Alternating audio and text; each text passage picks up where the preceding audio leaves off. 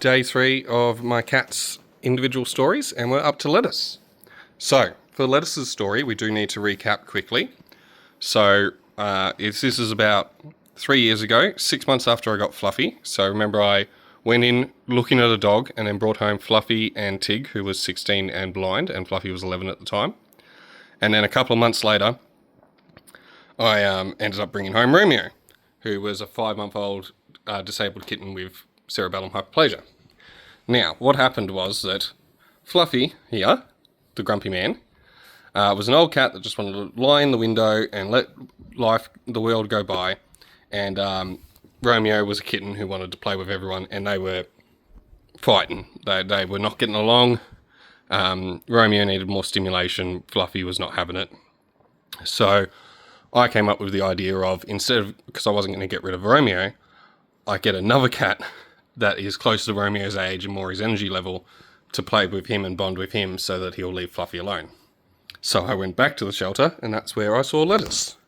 So Lettuce was 1.5 years when I got her. She'd been in the shelter for about 7-8 months. So she was surrendered when she was 7 months old and pregnant. Had her kittens in the shelter. All her kittens were adopted out, and then she was left there and no one adopted her. Mainly because, as the guy told me, she hates kids. And I'm like, same girl, let's do this. So I brought Lettuce home. I'm like, 1.5 years, she's just had kittens. Romeo's a little 5-month-old kitten. This is going to work. And I was fucking right. It's literally the first introduction, she held him down and licked his face and gave him a bath.